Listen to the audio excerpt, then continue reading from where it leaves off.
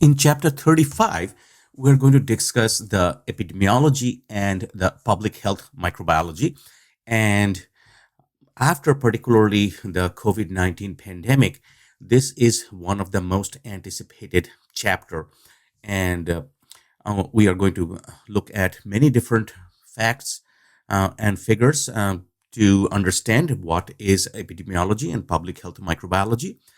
Unfortunately, along with this subject, a lot of socio-political uh, values are associated. So I just wanted to make sure that before we dive into the chapter, that whatever will be presented in this chapter is pretty much as per the science suggests us, following the textbook, as well as some of the specific peer-reviewed publications. These views are not my personal views, and these are the scientific views which are taken from the textbook and peer-reviewed publications and just presented to you, me just being the instructor. And this is no way my personal views. So just make sure that you understand that there is no political motivation of myself or the Clemson University or the Department of Biological Sciences to put forward their personal views. These are basically the textbook and scientific journal views, essentially. So let's take a look at the first section of the epidemiology.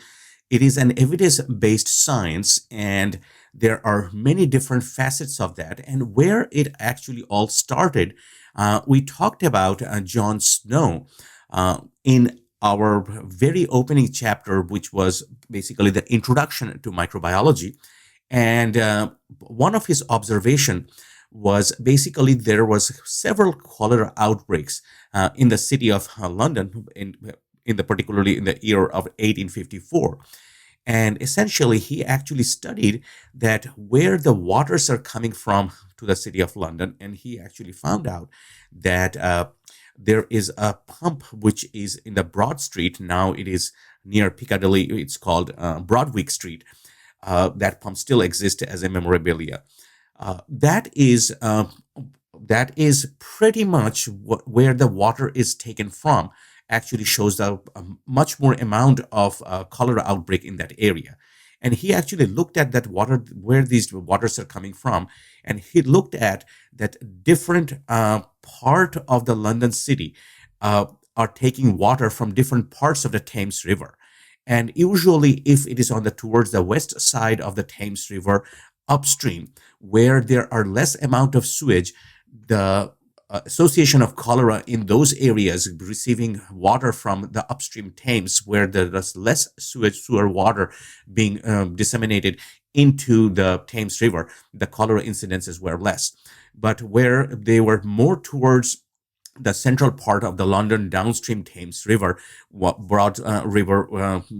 Broad Street pump actually received water from there. There is much more, almost like eight times higher incidence of cholera outbreak. And finally, from that, he concluded that the water is basically the source for the cholera. And that was essentially the first study in epidemiology, and still at just across from that Broadwick Street pump, which was the historically Broad Street pump. There is a John Snow pub, which basically to commemorate the celebration of the first epidemiologist on this planet, Dr. John Snow. So you can read about this in your textbook as an insert as well. So the epidemiology is the science that evaluates the occurrence, determinants, distribution, and control of health disease in a defined human population. And an epidemiologist is one who practices epidemiologist. And of course, we know that at this point, just as we are coming out of a pandemic, how important this subject could be and how controversial this subject could be. And This epidemiology actually touched every people on earth in the last few years. So, what this epidemiology and the epidemiologist actually do? So, they monitor public health, and they look at the morbidity rate, the number of infections due to a particular disease. And here only we are talking about mainly about the infectious disease, but it actually covers everything.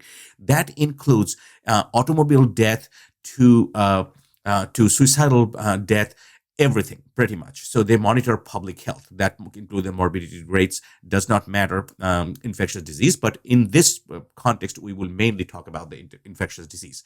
But epidemiologists study everything, and also the mortality rates, of course. And then they respond to the disease outbreaks, epidemics, and the pandemics. And there are many policies that are set which determine the cause of the outbreaks. So the study of the disease, which can be studied retrospectively, which means that they can be studied after the disease. That, say, for an example, people still study some of the epidemics which happened in the past. So these are the retrospective studies. And also along with that, always some of these diseases will have an ongoing epidemiological study that we are getting data every day and analyzing and updating the public about that. And it will institute control measures and the policies as well, along with the government in the state, national level, as well as that international level. But these varies in between the countries, but there is a worldwide organization as well. And they also investigate the emerging and the re-emerging disease. They look at that what are the risk factors for some of the emerging disease, which can, or re-emerging disease. And we just can take a look at the different ones which have unusually where the number of these diseases actually increased unusually in the last few years or last 20, 30 years. We consider that emerging, re-emerging diseases. And we also recommend the control measures. And there are several different networks and policies which actually recommend these control measures. So this is within the reach of the overall epidemiology.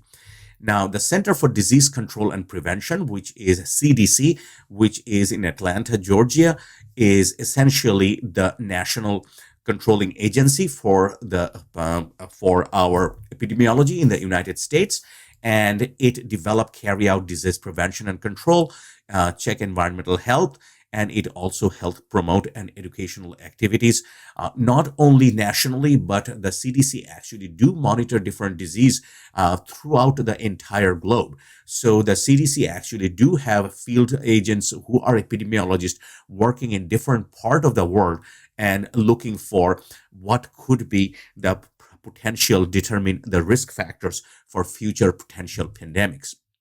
And also, there is an international counterpart, is the World Health Organization, or WHO, which is in Geneva, Switzerland, is essentially the parent body which actually oversee the institutions like CDCs, which may have different names in different countries. And basically, along with them, they actually make policies for the betterment of the health of the entire world. Now, let's take a look at some of the epidemiology terminology and what are the different types of disease. So the sporadic disease occurs occasionally or at irregular intervals in the human population.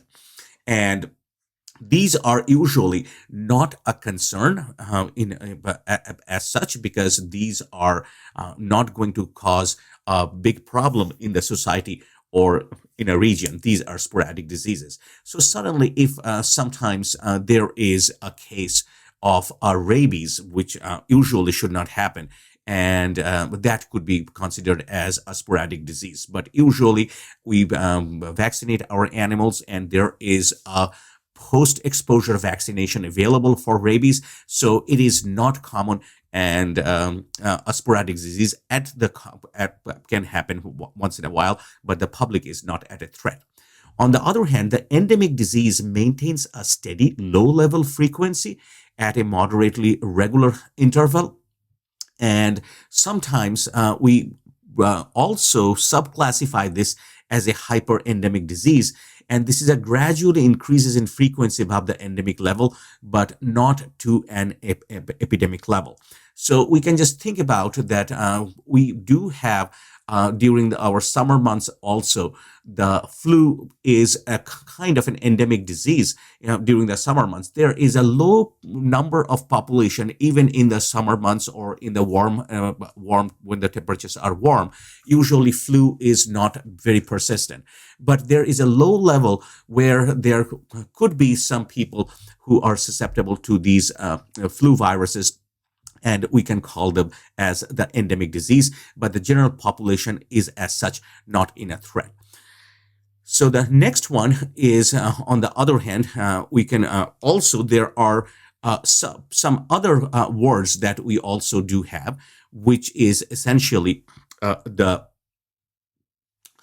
outbreak, which is the sudden unexpected occurrence of a disease. And usually this is in a limited segment of the population.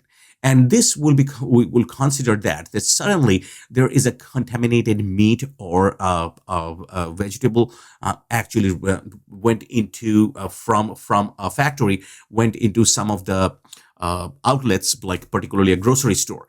And suddenly, due to that, say for an example, this the rogue E. coli, which is the O157H7 strain, that was came from the contaminated spinach, and suddenly there will be an outbreak of these E. coli derived gastrointestinal disorder or diarrhea, bloody diarrhea. This could be an outbreak, sudden unexpected occurrence of a disease.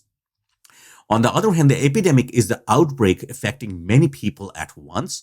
And this is the reservoir. There is usually a reservoir host. Organisms remains healthy while the virus actually essentially thrives.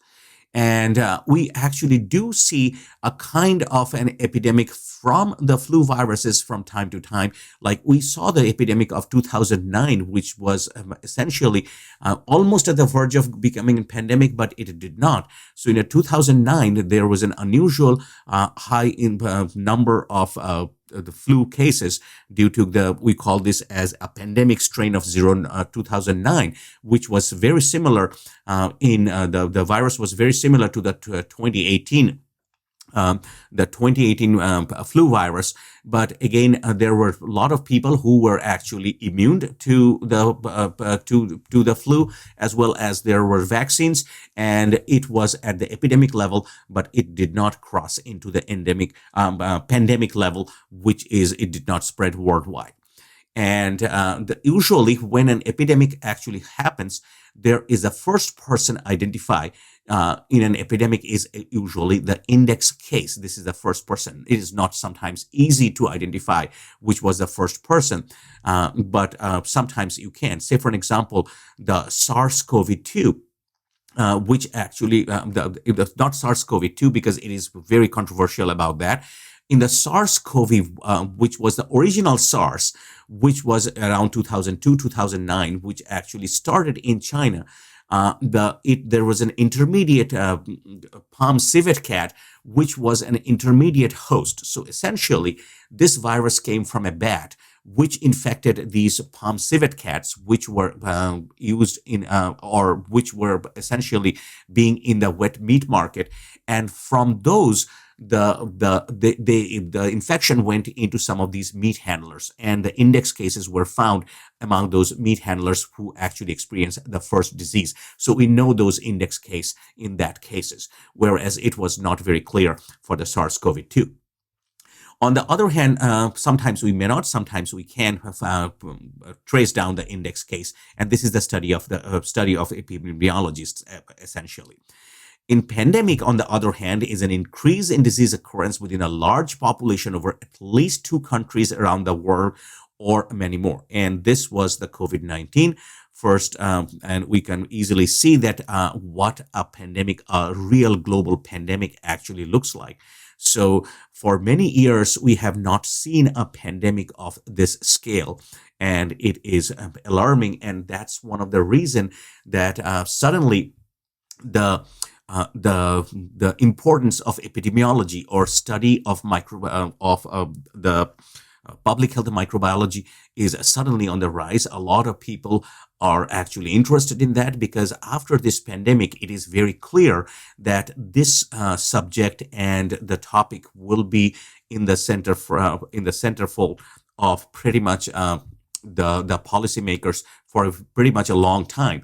And that's the reason that some of the universities have seen that if they have these particular uh, programs, there is almost like a 20% to sometimes 75% increase in the application to these programs, anticipating that this is actually one of the most relevant subject to study with high amount of job prospect in the near future. So let's take a look at that, how the epidemiology is rooted and how there are some of the well-tested methods, essentially by the public surveillance, geographical information systems, and public health measures improve the quality of life over the period of time. So the public health surveillance is essentially the proactive evaluation of the genetic background, environmental conditions, human behavior, lifestyle choices, emerging infectious disease, and microbial responses to chemotherapeutic agents to monitor the health of a population. And this look for a cause and effect relationship. In relationship to that, your textbook actually tells kind of a funny as well as a sad story of one of the cook. She is named as a typhoid Mary. Her name was Malone Murray, and in the New York City. So she essentially worked as a cook in several homes, and essentially what was found that wherever she actually cooked, there was a high amount of typhoid incidences, as many as 28. And she was tracked down and she was taken into the containment. And she was essentially shedding a large number of these typhus causing bacteria. And unfortunately, she was asymptomatic. So after a certain time staying in the confinement, she was actually released and she changed her name, and she was actually banned from cooking, but she changed her name and started cooking back again. And again, she actually infected a lot of people. And finally, she was tracked down and arrested and sent to prison for 23 years. And she died in 1938. And this is one of the idea, the very early, that how the epidemiologists look for the cause and effect of the relationship and take measures regarding that. The story of interesting story of typhoid Mary. Now, let's take a look at the cause of death in the United States from the 1900 to 2020. And this data is available directly. You can go to the CDC website. It is available for every disease. And this chart is actually modified, that how they are presented in a tabulated form. So if you look at the 1900, the infectious disease was causing like close to 580 deaths per 100,000 people. Cancer comes next, but not comes next, but cancer was much less. Whereas metabolic syndrome was just after that, about 137, cerebrovascular disease 106. Then you have the nephropathies, disease of the kidneys, accidents. Cancer was even below that, and then frailty is about 50.2. But see that in 2020, it was like in 120 years, how everything changed. And of course, you can see that due to the pandemic, this COVID-19 actually jumped up in the particular scale. But this is a partial data. Remember that this is a partial data. This is not the entire part of the data. So what we are seeing right here, that at present the metabolic syndrome is close to 252 particularly in per 100,000. And when we are looking at the metabolic syndrome, the main the cause of this metabolic syndrome leads to essentially the cerebrovascular disease, not cerebrovascular disease, essentially the cardiovascular disease, which is the heart disease. So that is what is called essentially the biggest killer, which is a cardiovascular disease. And the CDC actually tabulate these as cardiovascular disease. So the cardiovascular disease and the cancer, these are the top two killers nowadays in 2020. And of course, the COVID-19 actually was one of them, was the highest. And of course, at the end of the pandemic, this will go down dramatically. But what you can see right here that the cerebrovascular disease, nephropathies, accidents, Alzheimer's, these went up, which was not even there. But this Alzheimer's, as well as these cancer and these diseases, what we call as the degenerative disease. As the people aged over the period of time, these were on the forefront of the disease, because as we live longer, these are the diseases with that. But what is most important to here in our context is that look at that infectious disease where close to 580 people used to die in 1900 due to the infectious disease. That number is now down to 28. Of course, COVID-19 will be an outlier for the pandemic, but this is something remarkable, and this is due to all the different antibacterial. We have the antibiotics, we have the antimycotic, antiprotozoal, antiviral, we have the vaccines and other therapies and drugs, and that brought down the infectious disease much lower compared in terms of mortality, total mortality in the US. But interestingly, unfortunately, that many of the developing countries still infectious disease can cause a good amount of loss of life. So how we essentially monitor these diseases, essentially where these data actually come from. Every country actually does this. So this data come from many sources. So the first is the population. From the public, we get the population morbidity and the mortality. And this is essentially transmitted to the healthcare providers. Healthcare providers provide that to the healthcare agency. And these healthcare agencies essentially are many tiered from state to national level to the CDC. And these are the reporting process. And essentially, these data are analyzed essentially. So, and after that, what happens that the healthcare agencies essentially, or national agencies, summarize, interpret, and recommend these data. So they have impact on the employees, and they have animal and vector control policies, and they also essentially talk about the disease effect on the school attendance or public. So, for example, just let's see that how every day that if you have children, that how everyday epidemiology works into action. Say, for an example, if your child does have a runny nose or itchy nose, he or she can go to school. There is no problem. But if he or she runs a fever, you have to wait for 24 hours after the fever goes down. So this is essentially the practice which is implemented by the health agencies and maintained by essentially by the school. And this is essentially the epidemiology in action. On the other hand, think about a childcare facility or a school as well. If there is a case of strep throat, which essentially the parents are actually advised or actually warned that there is a case or incident of the strep throat in that institution, essentially, so that they can make sure that they're aware of these, that there is a threat where your children is going. So these are all essentially the part of epidemiology. So on the other hand, in a large scale, the remote sensing and GIS, which is Geographic Information System, can chart this infectious disease data. And this can be used to study the distribution, dynamics, and environmental correlations with the microbial disease.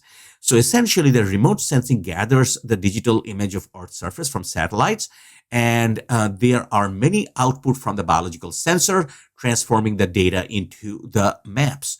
So essentially, these can be many of these geological parameters that can be sensed. And then all these health agencies essentially report their data, and these can be correlated, and many different types and tiers of these remote sensing data can be produced and analyzed. On the other hand, this GIS is a data management system that organizes and displays this digital map data from the remote sensing and facilitate the analysis of the relationship between the mapped features. Say, for an example, what we can see that the worldwide movement of the mosquitoes and the relationship of some of the mosquito vector-borne diseases like malaria, Zika, we can easily use this remote sensing and GIS information to look at that where and how the population is being affected by this disease. On the other hand, there are, say, for example, an Lyme disease in a particular state or particular geographic region, and we can look at these GIS information that how the elevation actually takes place at the sea level. What is the prevalence of the disease? On the other hand, when we go up in a mountain or higher elevation, how is the prevalence of the disease? So all these details can be essentially put into a graphical and well understood form by this remote sensing and geographic information system, or the GIS. So essentially, for particularly COVID-19 pandemic, the SARS-CoV-2 evolutions, that how the virus actually evolved over the period of time, was essentially use this remote sensing and the GIS data. And there is a website called nextstrain.org.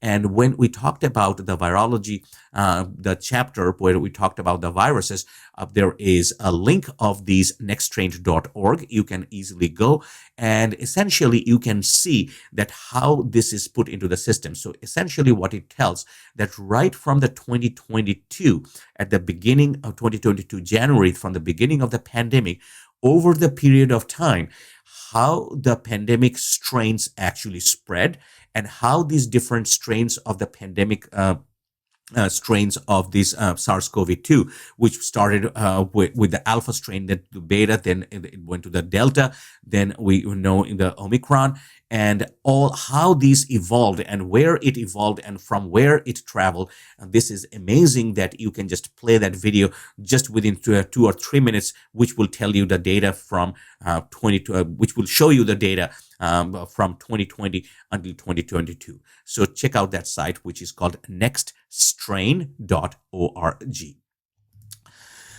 So the infectious disease frequency, that let's take a look at a couple of these ideas, which essentially are some of the key factors that how you study epidemiology, and we need to define a couple of terms. So to determine if an outbreak is an epidemic or pandemic was occurring, the epidemiologists must measure the disease frequency at a single time point, and the statistics determine the risk factors essentially. And this essentially requires the knowledge on population exposed people and affected people. And based on that, we have a couple of different definitions. So the first is an incidence of a disease is a measure of the occurrence of a new case of a disease during a defined time period. So just take one example of that at the beginning of the flu season, say for an example, in October, we have one incident of flu that is being reported to the healthcare agency or the doctor's office in a particular municipality. That would be, this is an incidence of a flu. This is the first case for that season. On the other hand, we can look at another type of data, which is called the prevalence rate, is the total number of individual infected at one time. And this depends on both on the incidence rate and the duration of illness. So how we calculate that is a total number of cases in the population is the total population multiplied by 100. And that would be essentially expressed in a percentage rate. So say for an example, we take the month of January in the same municipality, hypothetical that we were talking about, and we take a total number of cases in the population. We say 10 people are actually infected by in a municipality or a city. 10 people are infected with the flu virus. They have influenza. And say in that small town, of course hypothetical, that the total population is essentially 100 people.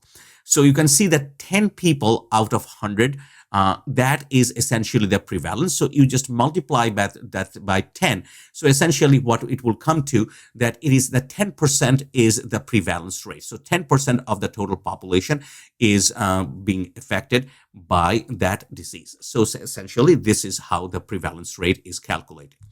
So on the other hand is the morbidity rate. It reflects the change in the health status over the time. And this is determined when the number of new cases of illness is essentially known. So this is essentially what is the difference in between that? Just think about that when we took the number 10, this could be a patient who is suffering from the flu, which is just one day after the start of the disease, acute phase of the disease, or on the ninth day or the seventh day of the disease. So so all of them we are considered as the patients are essentially in that whole spectrum of the illness is considered. Now let's take a look at another parameter which we called as the morbidity rate. So the morbidity rate essentially reflects the change in the health status over the time. And this is determined when the number of new cases of illness is actually known. So how we calculate that? This is the number of new cases of a disease during a specific period over number of individuals in the population. So this was very, very popular because you can just, during the COVID-19 pandemic, you could easily go to the Google and look at in your county how is the morbidity rate, because due to the state agency as the national agencies that all these tested must be documented. So we exactly knew precisely that how many people tested positive for the COVID. So we exactly knew the morbidity rate. So the number of new cases in the disease during the specific period of time, say 7 days or 1 month, it was perfectly, it was very easy to tabulate those by these national agencies. And as we know the number of individual in the population in the community, we can just chart that how is the morbidity rate. So this is a little different than the prevalence rate. Just remember that the prevalence, when we are talking about that the disease could be on 1 day old, or the disease could be 7 day old. Say, for an example, for the flu, it could last in between 7 to 10 days. And the person, after the first day of proper flu syndrome, when he's the illness stage of the stages of the acute illness, could be 1 day or 2 day old, or could be even 6 or 7 day old. But all of them essentially are essentially the prevalence. So all of these patients will be considered. But this will be the number of new cases of a disease during the specific period and the number of individual in the population. So essentially what is happening, say if we are taking the week, say week in a month, if you are talking about the second week starting Monday, we will count that on Monday through, say, the Sunday of that week, how many new cases were essentially reported. But what will happen that in the first week, there will be cases that was reported in the first week, but their disease is still going on in the second week. Those numbers will not be calculated in the morbidity rate because we are only considering number of new cases. But if we are talking about the prevalence, their number will be calculated in the prevalence because they are still in the part of the disease as well. So this is the difference between the prevalence and the morbidity rate. On the other hand, the mortality rate is similar to the morbidity rate. This is just essentially the number of deaths from a disease per number of cases of the disease. So this number of deaths due to a given disease in the size of the total population of the same disease. So for some of the very, very virulent viruses, as well as some of these bacterial diseases, the mortality rate could be really very, very high on the other hand as well. All right, so after that, we are looking at the infectious disease pattern, and we are going to compare and contrast some of these communicable, non-communicable diseases, and also interpret some of the infection data, which can define these epidemic and pandemic events. And we are going to talk about the herd immunity, and as well as the concept of R naught. This R0 is pronounced as R naught, and we're going to talk about that as well. Now let's take a look at some of the patterns of infectious disease in the population. So the infectious disease result from an infection by a microbial agent, and it could be a communicable disease which can be transmitted from a person to person, or it could be non-communicable disease where it cannot be transmitted from one person to the other person. Now, there are two types of epidemics, which can start as a common source epidemic, and these are non-communicable and result from a single common source. Say, for an example, just an idea, that suppose a spinach that was contaminated by an rogue E. coli strain that was purchased from a grocery store, or from that grocery store, it all ended up in the pizza joint. And then at that pizza joint, whoever actually asked for that spinach topping, all of them actually got the food poisoning.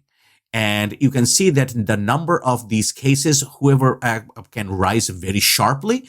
But as soon as the source is identified, or the people started calling the restaurant or the healthcare workers or the cops that this is what happened after consuming the pizza, immediately that source is probably identified, everything is thrown away, so the disease actually drops very, very quickly.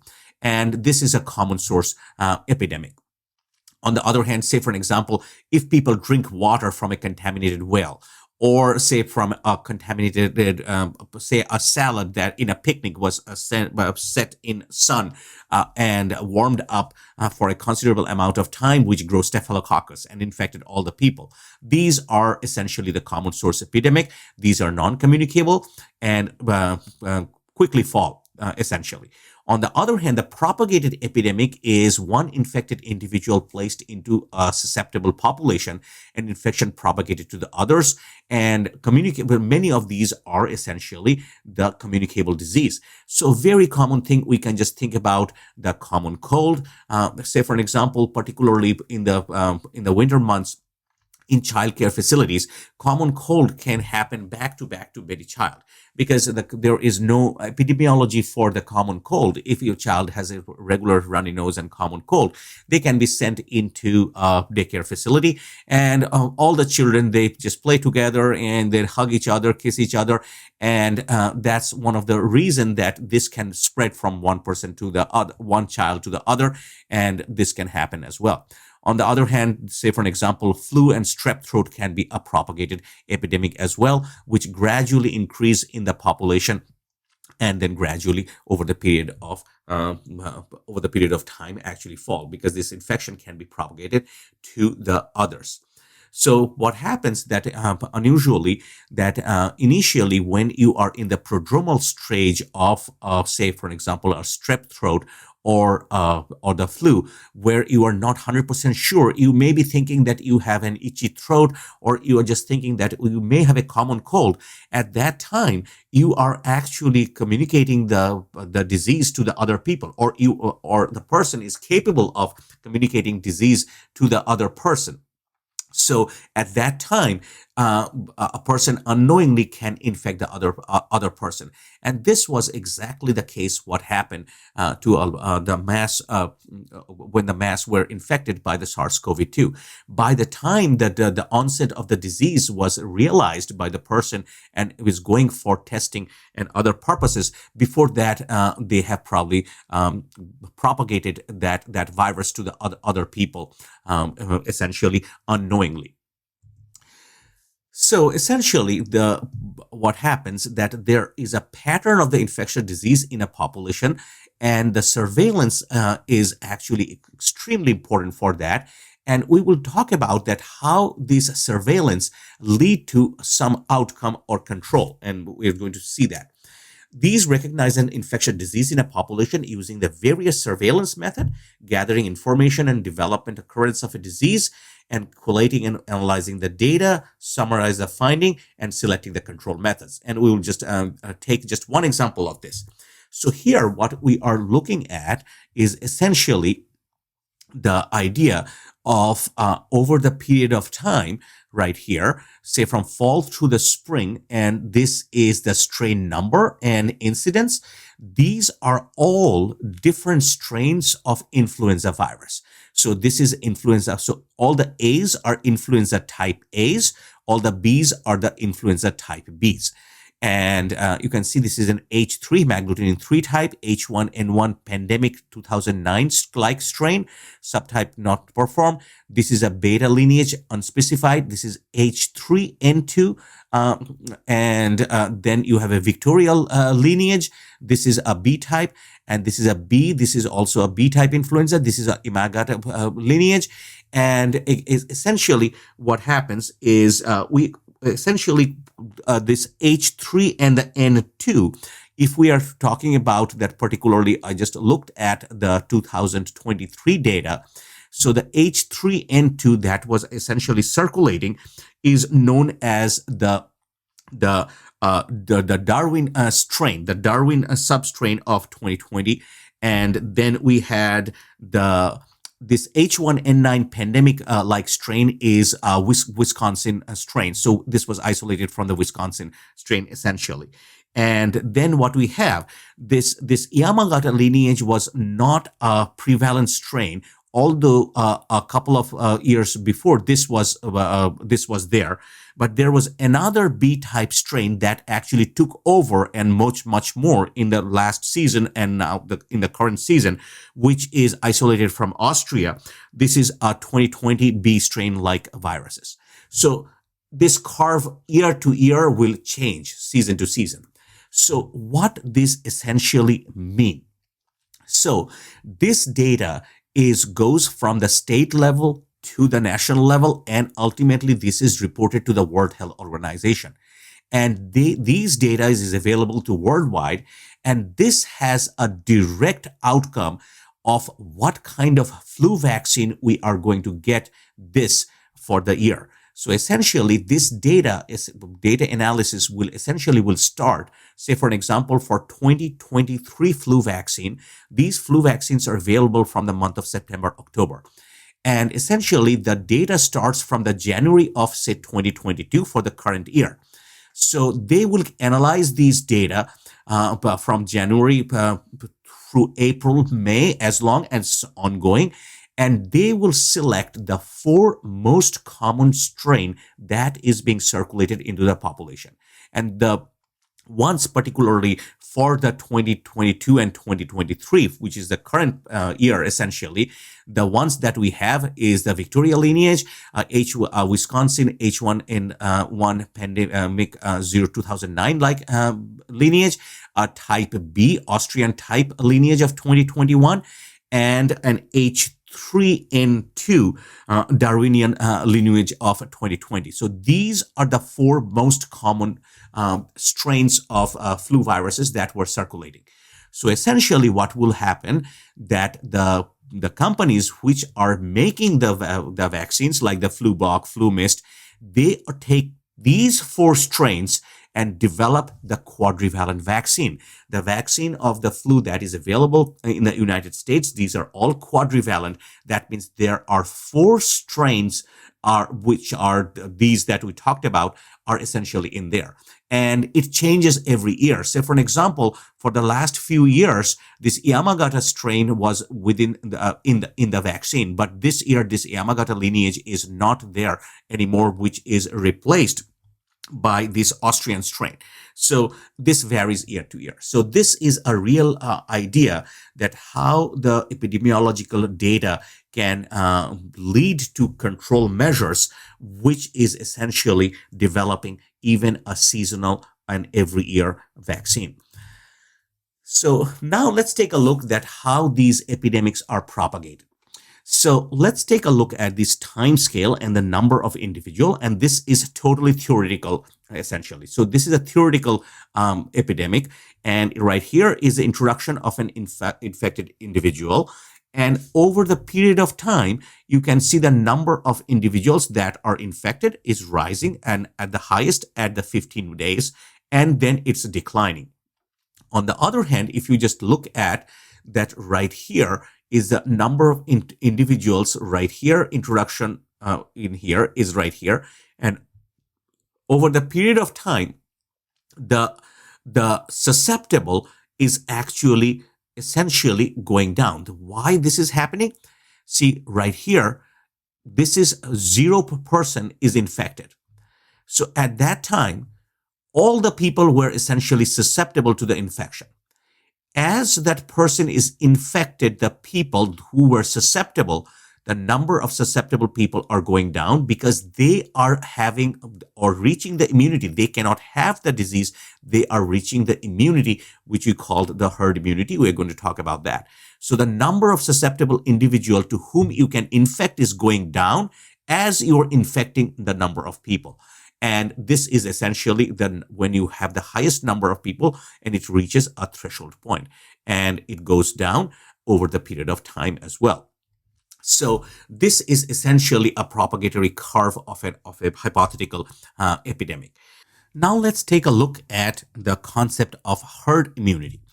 So the herd immunity is a threshold percentage of the population having an immunity so the isolated case actually reemerge and there is no escalation of the disease through the population. So you can easily see that how it is essentially mentioned that when you have a number of susceptible people and just a few sick people can infect the most of the population. And even if there are some few immune people, and most of the people are susceptible in the blue, which are essentially most of the people are susceptible, just a few people can infect most of that population.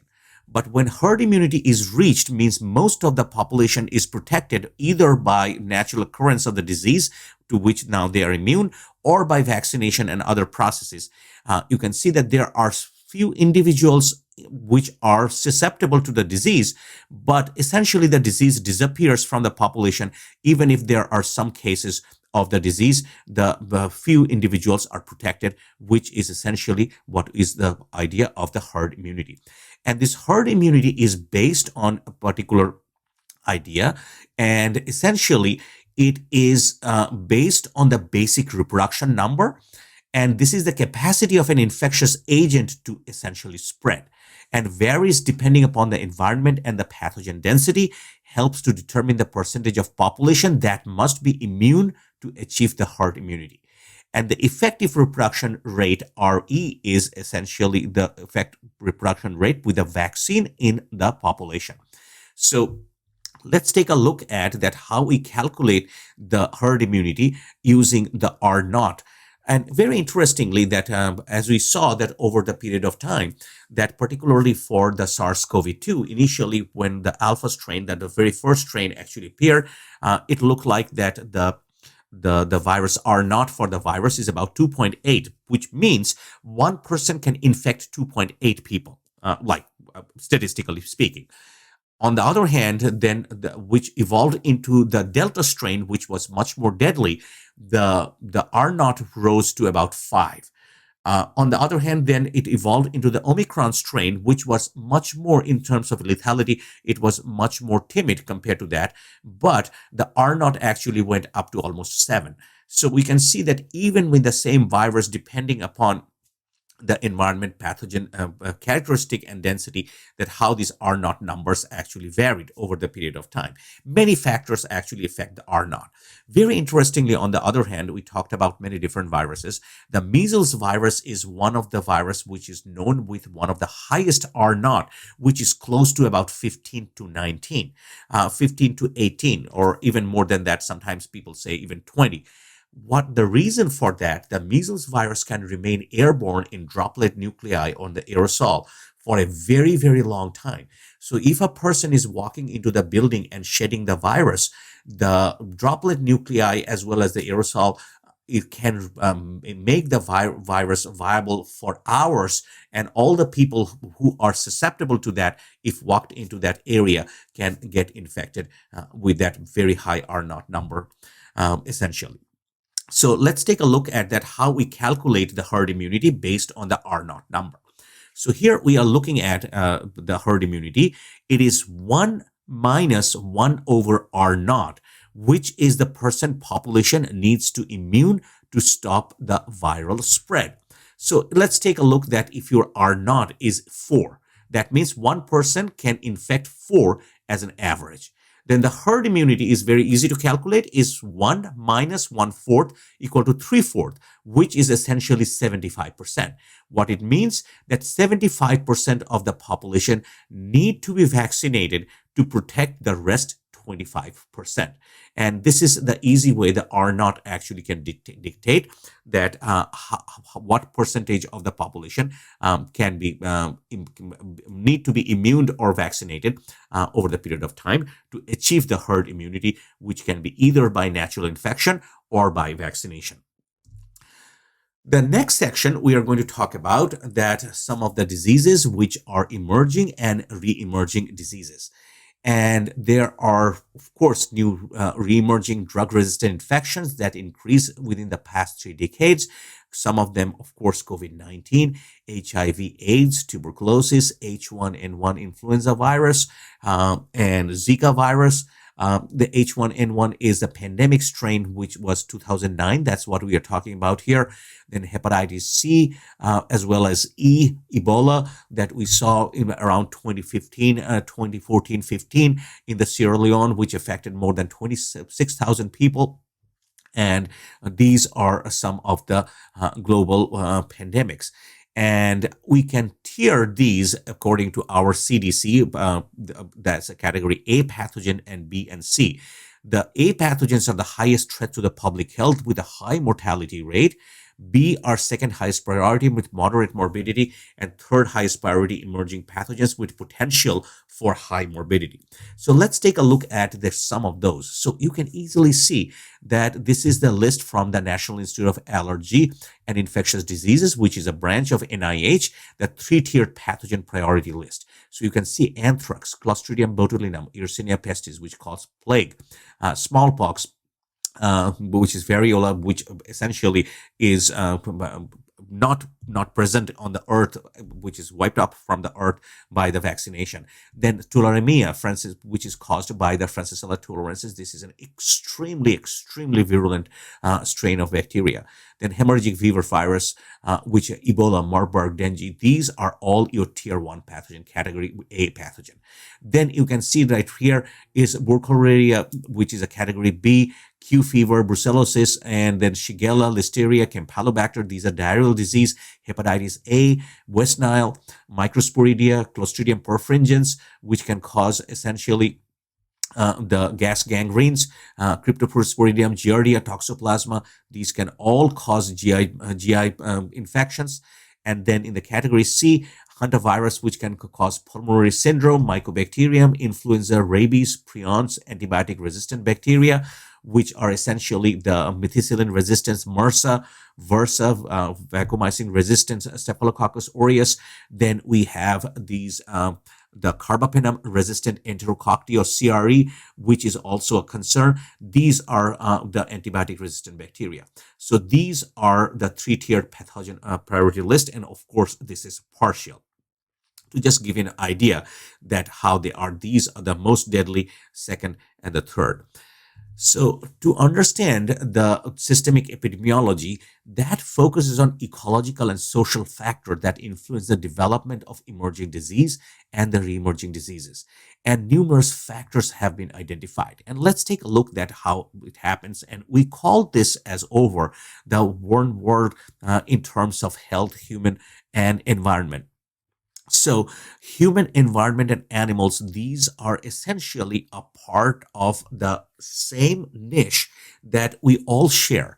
So the humans are in touch with the environment, animals are in touch with the environment, and humans and animal can interact. So this is basically the cycle through which many of these diseases can move. So as the humans actually go with agricultural infestation, or clean out forest, which we call as an encroachment, they are interacting with the animals. Say, for an example, this actually happened in many of the areas in the Queensland in Australia, that there were some reservoir in some of these koalas which were displaced from the encroachment and building into the forest, and they actually were found in some of the public areas where they were not previously found, and they can carry different diseases as well. On the other hand, the environmental climate change can cause disease where we can have longer summer months that can lead to certain kind of diseases. We can have a flood and tornadoes and hurricanes and cyclones. Those can lead to some of the dissemination of the gastrointestinal disorder like in cholera. Those can happen after a flood or a natural disaster like that. On the other hand, very cold, long winters can lead to some of the diseases like flu. On the other hand, On the other hand, we can see that human encroachment in the altered ecologies, introduction of exotic species, these can also lead to those. And say, for an example, this was the classic example of the SARS, where the palm civet cats were used in some of the meat markets, and there are some of the exotic species are many times could be some of the harbors of can harbor essentially many of these pathogens. Bat is notoriously known as to harbor many different pathogenic viruses as well, and if they are used in the food or their natural niche in the environment or ecology is encroached, they can lead to essentially these diseases. And of course, the urbanization, population increase, and global travel, biomedical manipulation, these can all lead to this systemic epidemiology. And we can easily completely understand the global travel in context to the COVID-19 pandemic, that how it affected, and immediately just the travel from one continent to the other by airplanes is extremely common and fast, and the disease can actually move from one continent to other in a lightning speed with these. Even when restrictions were in place, we cannot restrict this global travel completely. It's a part of our every life. But all of these essentially are part of our systemic epidemiology, that how a disease, or in a case of a pandemic, a disease is perceived and manifested over the period of time. So these are some of the reasons for the re-emerging infectious disease: world population growth, urbanization, increased to exposure to microbes due to encroachment, crowded workspace and public transportation, increased international travel, mass migration of people, and of course the climate change as well. So in the next part, we are looking at the healthcare facilities that also harbor infectious agent. And this is one of the main concern in all what we call as HAI, or essentially hospital or healthcare acquired infection. So if we just look at these, that the infections acquired by patient while in a hospital is facility is known as an HAI. Also, this is known as a nosocomial infection. So HAI and nosocomial infection is basically synonymous. So the 5 to 10% of all patients acquire HNI, and often caused by non-invasive bacteria from normal microbiota, because many of these people are using common areas, common restrooms, common areas, and those are the sources for these bacteria. And many hospital strains even can become antibiotic resistant as well. So if we take a look at that, urinary tract infection is the most common. And after that, you have a surgical site infection. We can get pneumonia, bloodstream related infections, and others as well. So this is essentially the most common infection. So these are the healthcare associated HAIs. And again, essentially, you do not have to go through or remember all of those, but just a couple of those we are just looking at. See that even ventilator associated pneumonia can be caused by staphylococcus. It's not essentially that your Klebsiella or will cause the pneumonia. Even staph actually can infect the lungs. From the bloodstream, you can see that Staphylococcus aureus can also be there as well. Clostridium difficile is one of the most important ones which are coming up.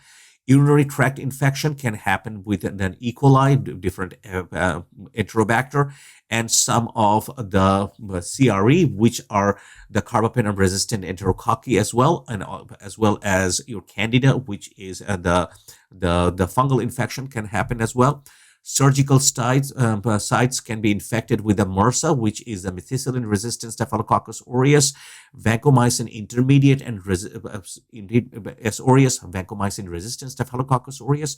So if you are looking at pretty much all of the places, you can see Staph aureus, which is an opportunistic pathogen that can cause a lot of healthcare-associated infections. So these endogenous sources can cause this HAI, catheter-associated urinary tract infection, surgical site, central line-associated bloodstream infection, ventilator-associated pneumonias. We talked about that. And these are all what is called the endogenous sources. Exogenous sources are the animate sources like the hospital staff, patients, and the visitors, flour, food, computers.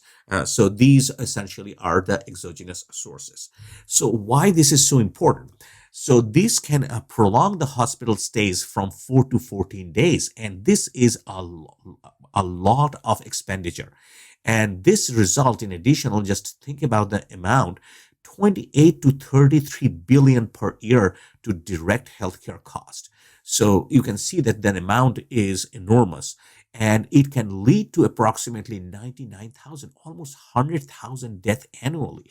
So you can easily understand that healthcare associated why the healthcare associated infection is so important to discuss. And proper training personnel in basic infection control measures, but for example, handling of surgical wounds, hand washing, and all other things are extremely important. And monitoring of patients for signs and symptoms of infections and early interventions is also very, very important to reduce these number of deaths. So, how we can coordinate efforts and are what are required to prevent and control the epidemics. So, let's take a look at that how we can do this. So, one of the prevention and control is the two types of control measure. One is to reduce the eliminate the source of a reservoir of infection.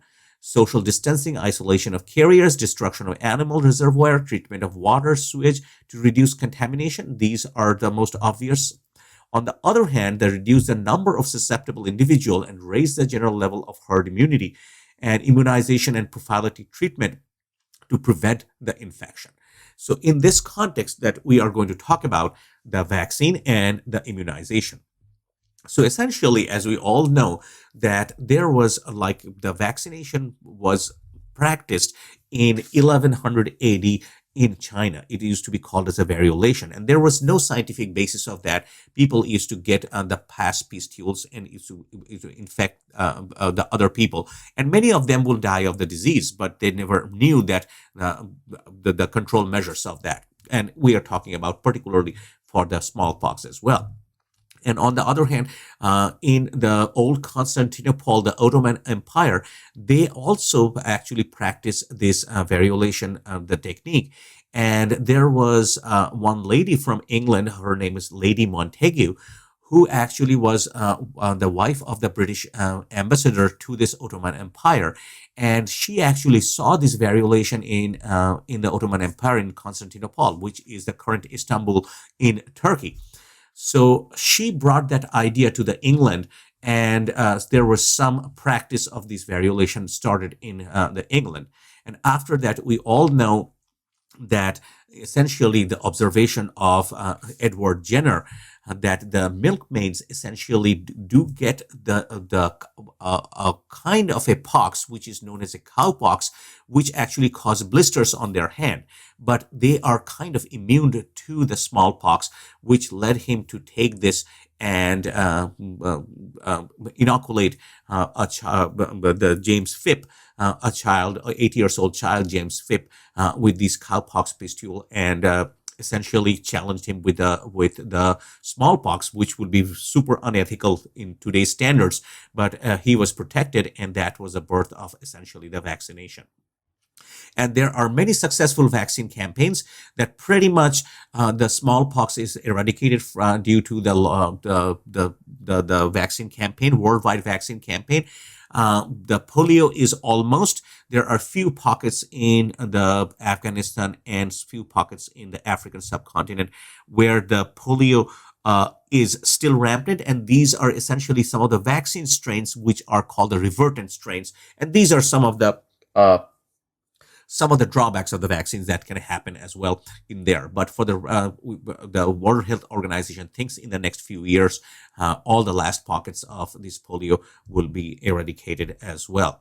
So the immunization occurs when the host immune system has responded to the vaccine, and the vaccine attempts to induce the antibodies and activated the T cells to protect the host from the future infection.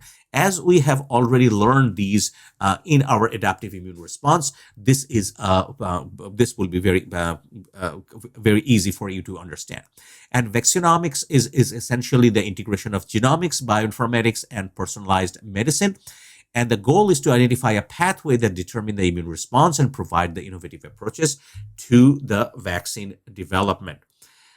So when we administer the vaccines, essentially many times just the vaccine may not elicit enough immune response, or it may not trigger enough amount of inflammatory response, what means that there will be not enough waking up of the adaptive immunity. Not much antigen presentation may take place. So to enhance this, what happens that the antigens are mixed in vaccines to with promote more efficient immune response.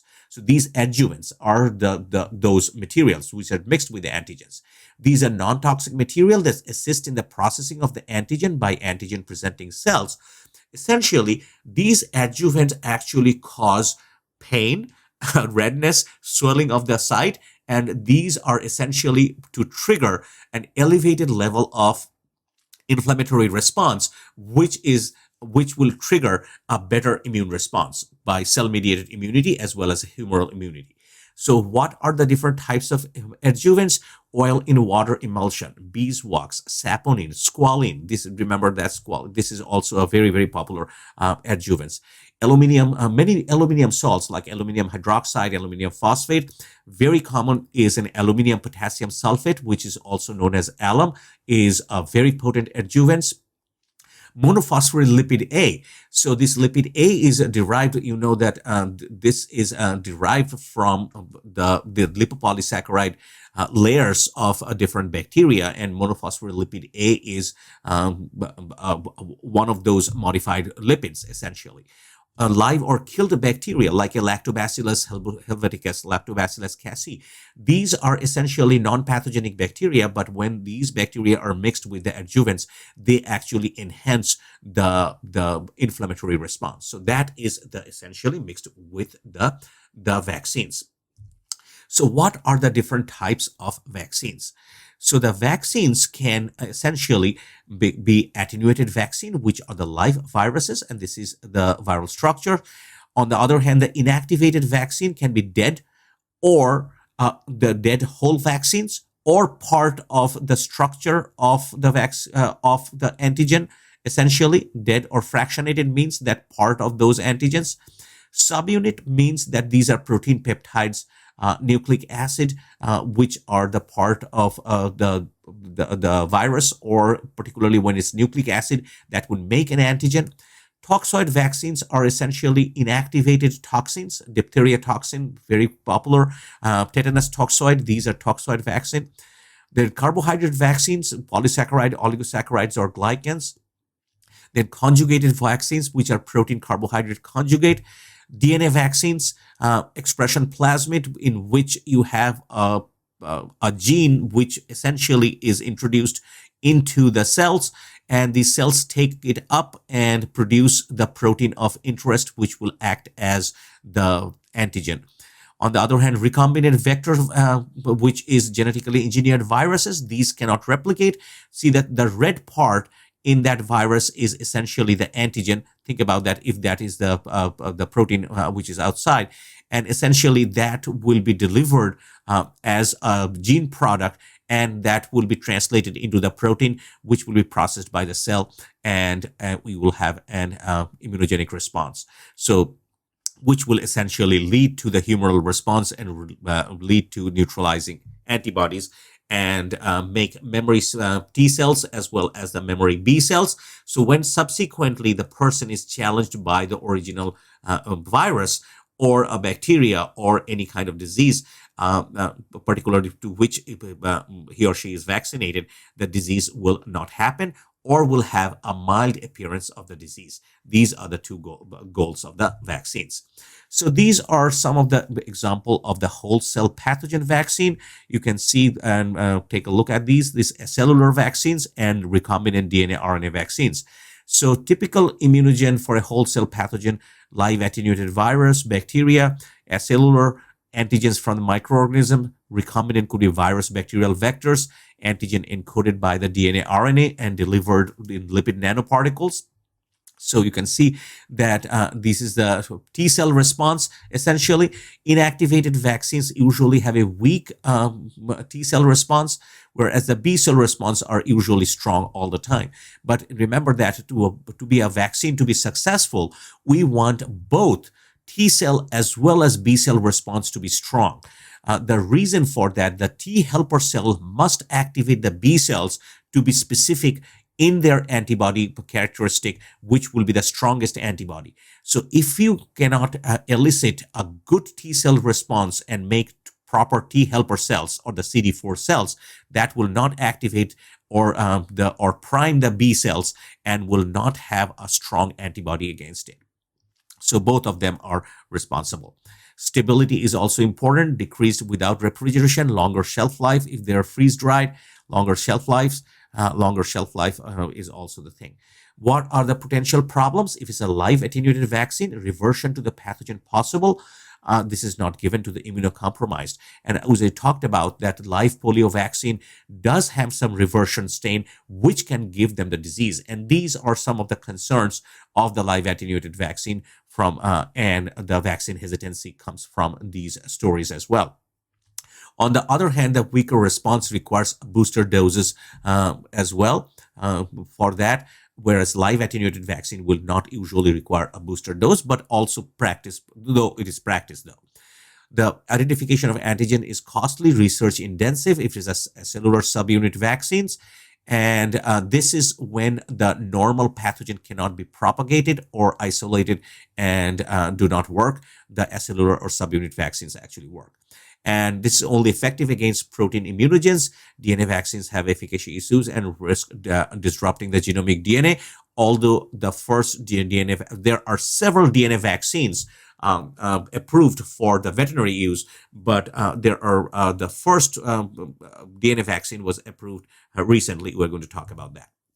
So first, let's take a look at the whole pathogen vaccine. And many current effective against bacteria and viruses consist of the whole microbe. And essentially, these are inactivated by the formaldehyde or beta propylactone, which essentially cross-link the proteins and the nucleic acid. So when they're cross-linked, they do have the structural integrity, but they cannot replicate. They just present the three-dimensional structure. These are effective, but usually less immunogenic and often require boosters.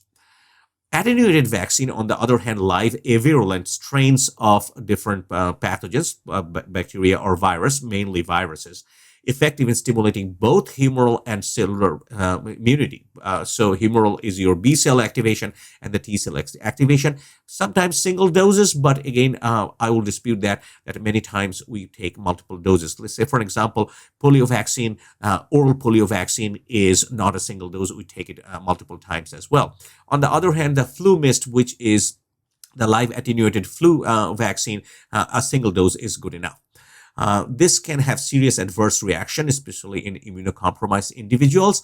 And sometimes, as we have seen in the polio strains, some revertants means these attenuated strains can revert back by mutation into a disease-causing strain. And those are the hesitations of these live attenuated vaccines. So how these are developed. It's very interesting that live attenuated vaccine development is essentially a kind of, like we talked about, like a black magic or black art.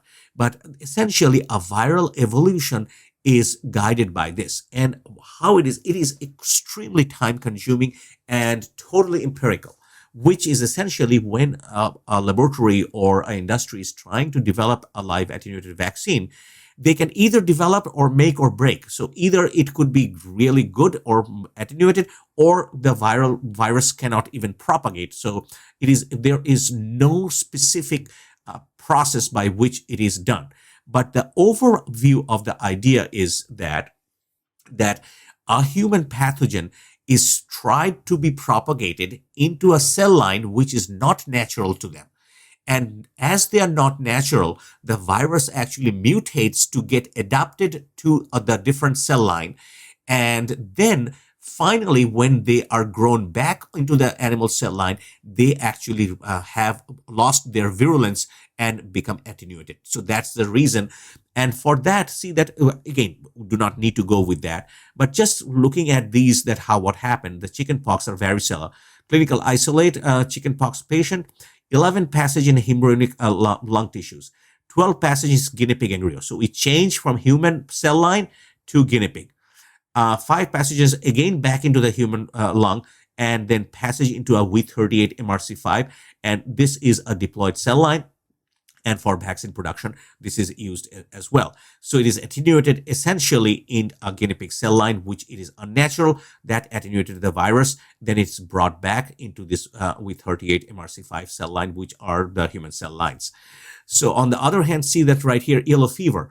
See rhesus monkey, mouse, chick embryo, embryonic eggs, and that's how they're developed. So all different types of cell line which are not natural from the human cell line, and these different cell line are the most important part.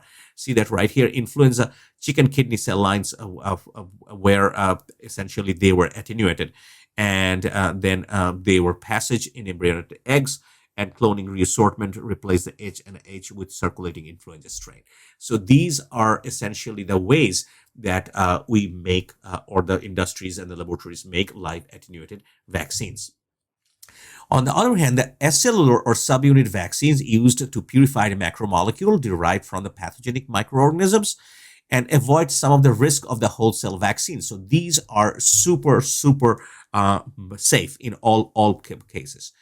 And there are many forms of subunit vaccines: capsular polysaccharides, recombinant surface antigens, and inactivated exotoxins. So these can be isolated from the pathogen directly, or they can be recombinant surface antigens. So let's take a look at how these are developed. Capsular polysaccharides, say Haemophilus influenzae, polysaccharide conjugate, Neisseria meningitis. This is polysaccharide serotype, Streptococcus pneumoniae, capsular polysaccharide. Hepatitis B virus, the recombinant surface antigen. We are going to look at the production of that, as well as human papillomavirus. We're going to see that, as well as one of the production of a SARS-CoV-2 surface antigen produced by the Novavax. We are going to talk about that. Toxoids are essentially, say, diphtheria toxin, inactivated exotoxin, Clostridium tetani, inactivated exotoxin. These are all the subunit vaccines. So let's take a look at that, how we make this recombinant subunit vaccine. This is the hepatitis B vaccine. There are many brands, Recombivax, Energix B. These are some of the popular brands. So essentially, this is the hepatitis B virus, and we take the gene, which essentially are the antigens on the surface.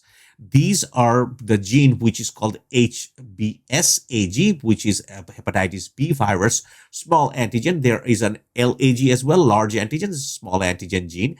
And this is essentially cloned right here into an yeast vector. So this is a plasmid right here. So it's an yeast plasmid where it is cloned. Once cloned, that plasmid is transformed. So the yeast actually take up this plasmid. This is grown into large cultures. Like in the industry, they have these large fermenters, 500,000 liter fermenters, where they grow this recombinant yeast, and the yeast actually produce this subunit, which is essentially the surface protein, which is the hepatitis B surface antigen, HBsAg. And that is purified and mixed with the adjuvant and produced as a vaccine.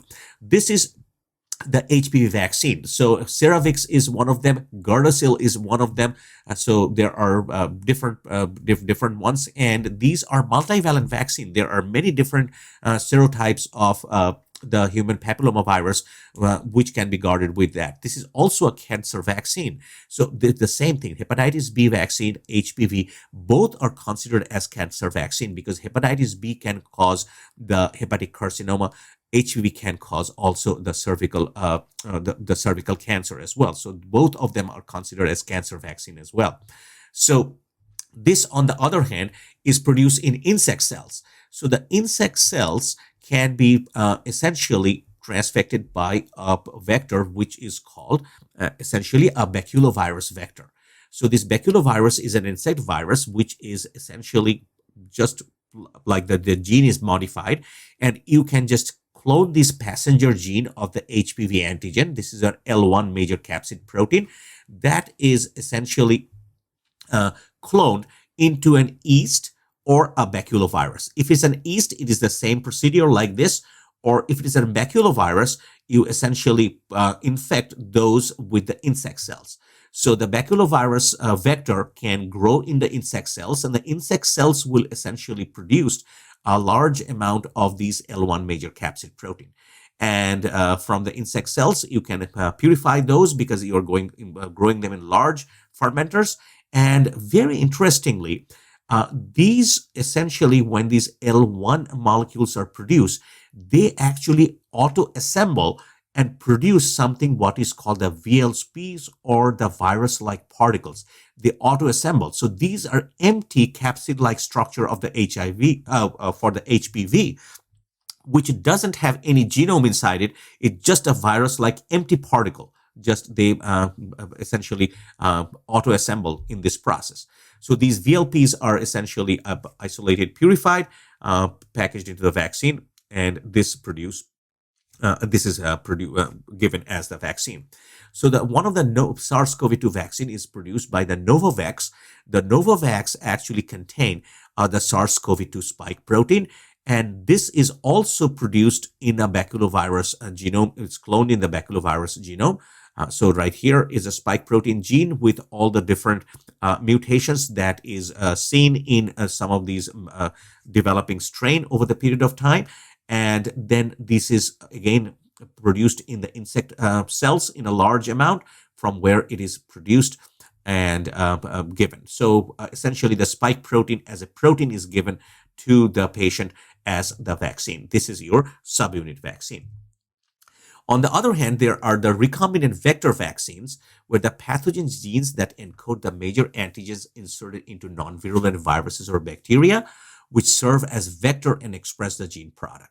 So in this process, if a virulent and or replication competent vector is chosen, the virulence genes and the genes necessary for the replication of the vector in the host are deleted.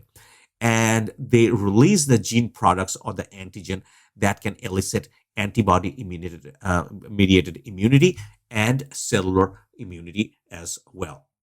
So let's take a look at that, how the SARS-CoV-2 adenovirus vector vaccines were developed. There were several adenovirus-based vaccine, and this knowledge was there. There are almost 11, 12, almost a dozen veterinary vaccine which are adenovirus vectors. So we have a large knowledge base about this.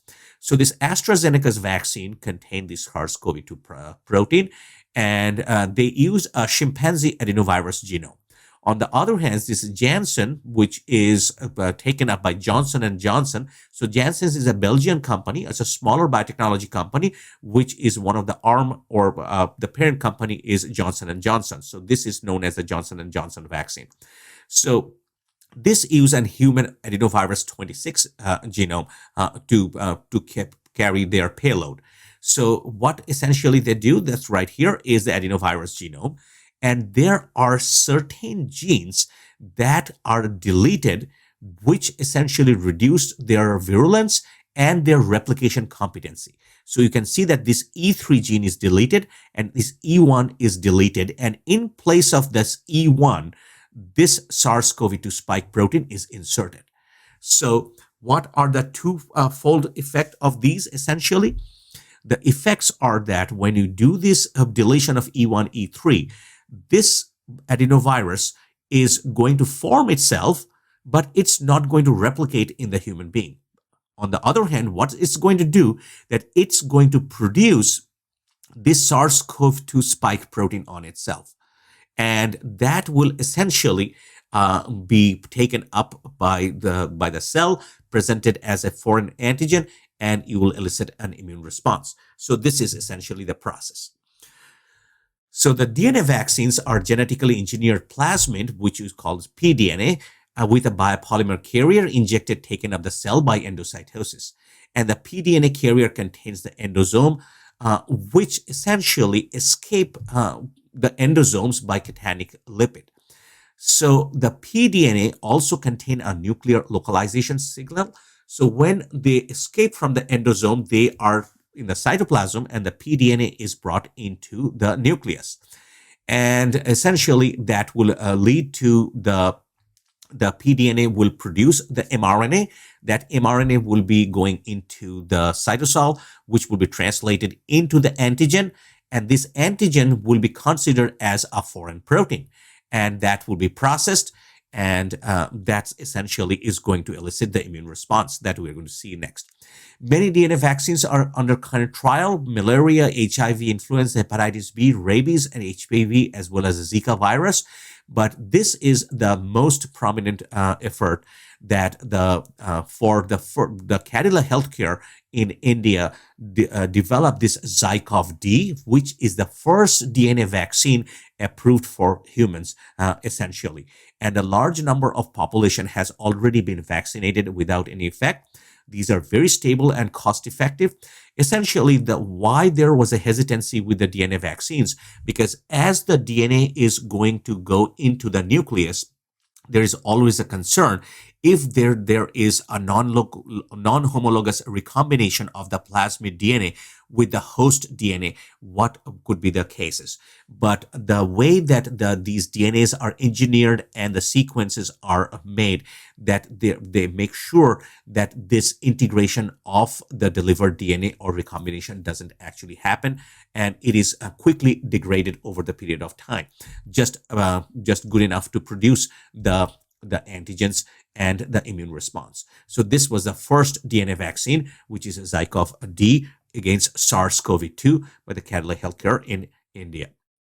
So this is how the DNA vaccine essentially elicits the humoral and immune response.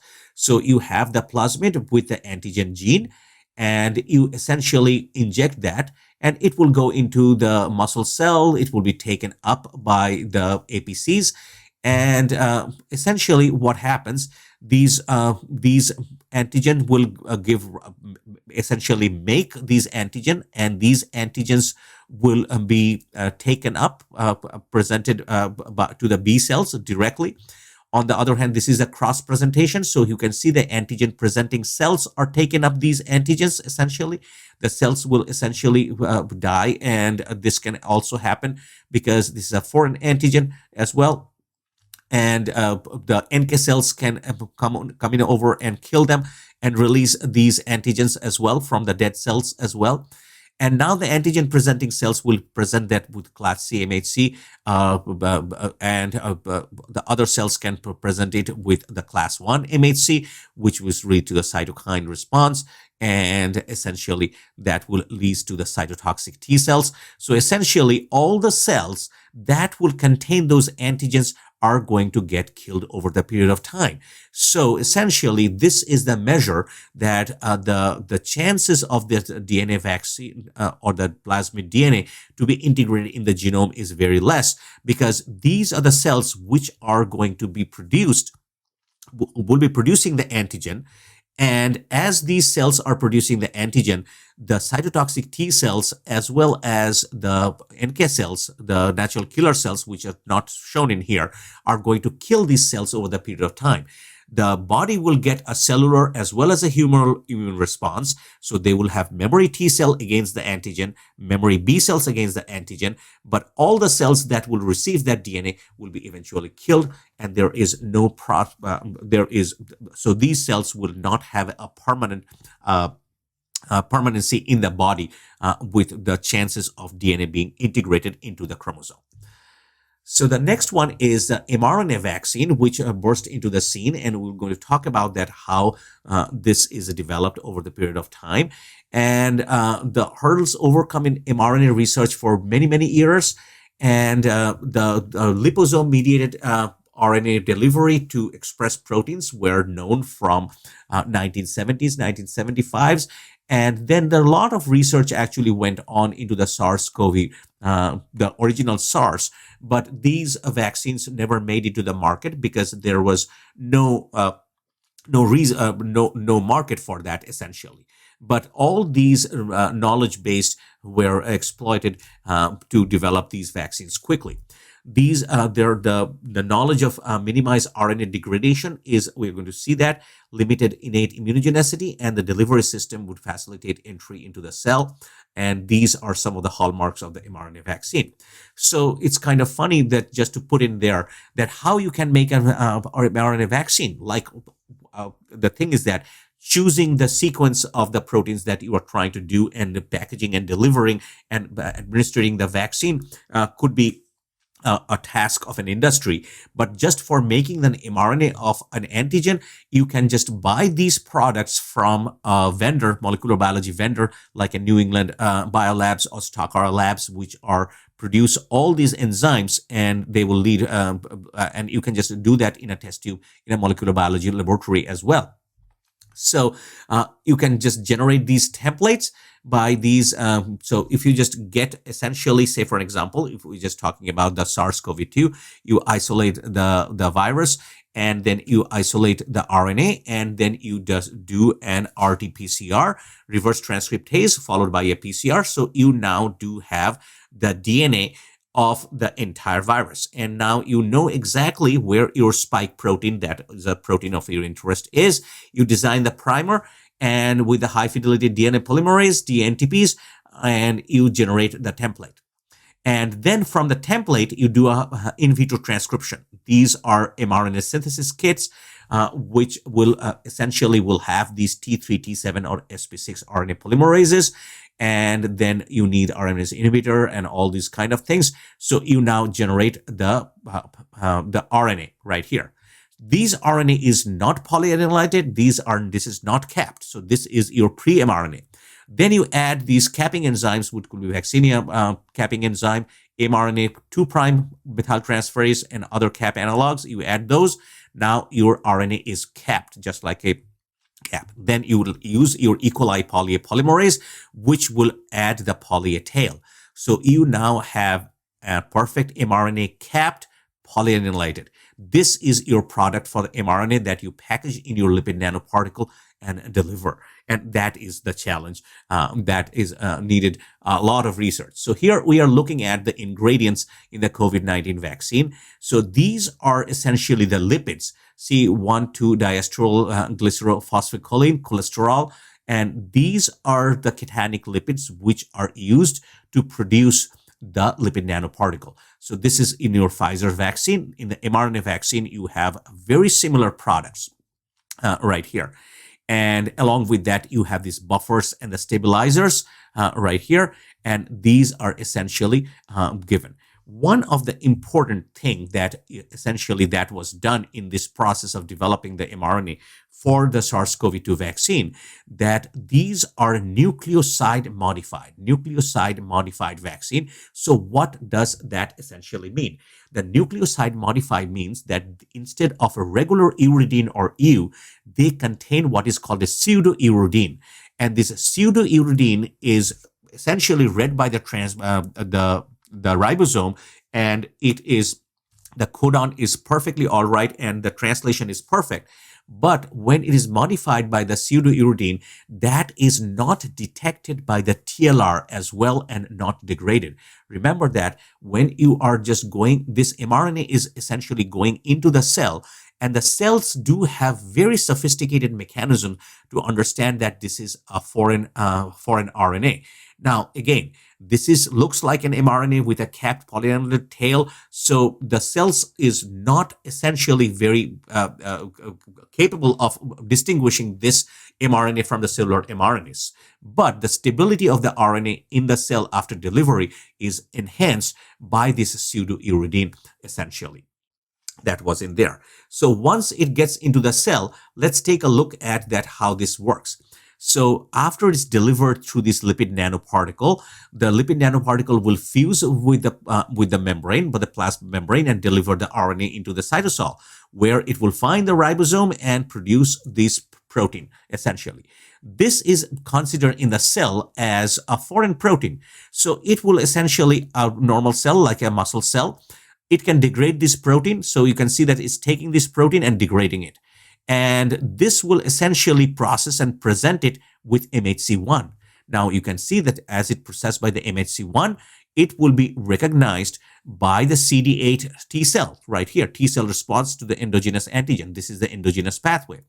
On the other hand, this is an antigen presenting cell that can take up that as well.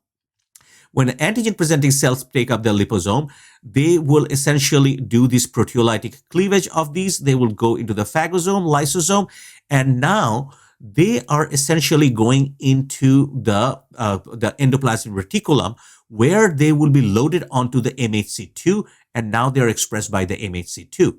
This will elicit the CD4 T cells, or the helper T cell, to prime them. So antigen presenting cell is presenting the presenting into the CD4 T cells. These CD4 T cells will now activate the B cells. On the other hand, you can see that there are some of these pathogen proteins which can actually released from the cell, can be essentially captured directly by the B cell as well. And when these B cells are primed by the CD4 T cells, the arm of the arm of your cell mediated immunity, that B cells will essentially produce antibodies against these antigens in a specific way, and you will grow the memory B cells, you will grow the memory T cells, and that will subsequently protect you against the pathogen, which may not infect you. You may not get any further infection, or you may have a milder disease if at all infected. So the last part, what we are looking at, is the bioterrorism, and readiness is an integral component of the public health microbiology, and we're just going to look at some of the facts and the possibilities. The bioterrorism is an intentional threatened use of many of these pathogens, which are the viruses, bacteria, fungi, toxins from the living organism, produce death or disease in the human, animals, and the plants. And we always have to be careful, because these bioterrorism agents can cause as much damage as a chemical weapon, or even not farther stretch with that as an atomic bomb. It may not destroy the structure or the infrastructure, but it can kill a more number of people in a very short period of time. And it can go undetected, because these bioterrorism agents doesn't have any odor or smell or anything like this. And it can just be a silent killer. And a very small amount of product is needed to do this. So these are some of the examples of intentional use of these biological agents. So in 1984, there in the Dallas is a city in Oregon, and essentially there were some followers of a cult group called Rajneeshis, and they purposefully essentially put the Salmonella enterica cerevisiae in restaurant salad bars. So essentially they wanted to this was politically motivated. They wanted their representative to win the election, and this was one of the ways to do that, unfortunately. So the next one happened in Dallas, Texas, and this was in the St. Paul Medical Center, which was next to the north. This is the north side of the Dallas, where the University of North Texas is. This building is actually not there. It was demolished in 2015. I have personally seen this building, but it was demolished in 2015. And here, no one was actually caught in this process, but essentially national release of Shigella into the laboratory break room actually happened in here as well. And then what happened, this 2001, this was one of the most remarkable case and one of the amazing cases taken up by the by FBI. There were weaponized Bacillus anthracis spores delivered through the U.S. postal system. And this caused hospitalization, and anthrax episode resulted in 5 deaths. There were letters that were sent to two of the senators, like Patrick Leahy and Tom Daschle. Essentially, I say here that the book says that probably Bruce Edwards Evans essentially was the person behind this, and almost it was proven, and it was a very interesting story. And Bruce Edward Evans is a trained PhD scientist and a microbiologist for 20 years. So he graduated from University of Cincinnati in Ohio, and he has a long career. And he was working as a microbiologist in the Army Research Institute, and this was in near in Maryland. And essentially, the story goes, and there was a lot of investigation with the FBI. What people think that he was trying to write grants against the Bacillus anthracis research, what he was trying to do, and he was not being successful. So he wanted to bring back Bacillus anthracis research into the forefront so that he can get some fund to run his laboratory, and that was the cause for that. And essentially, when FBI all came almost to essentially indict him, close to that, he actually committed suicide by Tylenol overdose. So he was never again convicted for the crime as such, but he was the man behind that. That is thought. So how FBI actually caught this? So this was essentially when they got these spores, they essentially sequenced those spores completely, and they match those sequences for every lab around the country where they can come from. And even in the bacteria, there are small mutations which are the telltale sign that where these spores come from. And these spores exactly match the sequences which were found in the laboratories of Bruce Edward Ivins. And it was almost very, very conclusive uh, proof that by this essentially a genetic fingerprinting that matched the anthrax to that laboratory, and it did not match to any other Bacillus anthracis laboratory where this was present in any other places. So it was almost proven that that was essentially the process, or what he did over the period of time. Very unfortunate. So essentially, these biocrime elicits local attack, and these could has a mass casualties, invisible, odorless, tasteless, difficult to detect, hours or days before signs symptoms become evident, and these are some of the consideration of that. So, U.S. Biological Weapons Defense Initiative procurement of a specialized vaccine and medicines for a national civilian protection stockpile. So, see that if you do not need for us a smallpox vaccine, but if you're being deployed or if you are in the military, you need that vaccination when you are going for deployment, going somewhere else. There is a defense research going on. Army Research Institute and several different areas actually does that. Investment of genome sequencing, new vaccine research, detection of diagnostic systems, and preparation of clinical microbiologists to a member of first responder team are initiated in this process as well. And in 2002, the Public Health Security Bioterrorism Preparedness and Response Act was passed and identified select agents whose use is very tightly regulated. And 2003, the Department of Homeland Security established to coordinate the defense of the U.S. against the terrorist attack, and they're responsible for maintaining a national incident management system to monitor large-scale hazardous event as well. So how we partner with to protect the U.S. population. So the Center for Public Health Preparedness essentially bolstered this, and there is what is called a Laboratory Response Network, or LRN. This is very, very important. And this Laboratory Response Network essentially report to the Center of Public Health Preparedness. And this is a CDC managed program that ensures effective laboratory response to bioterrorism by improving U.S. public health lab infrastructure. And this partnered with the FBI and Association of Public Health Laboratories as well, which is APHL. So LRN is under the control of CDC, which essentially partners with FBI and the public health.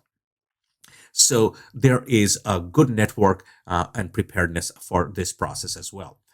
So essentially, the key indicators for the bioterrorism, and hopefully nobody is exposed to this at any point of in their lifetime, is a sudden spike in unusual of non-endemic disease, sudden increase in the number of zoonosis disease on animals, and vehicle-borne illness could be the indicators of such an event.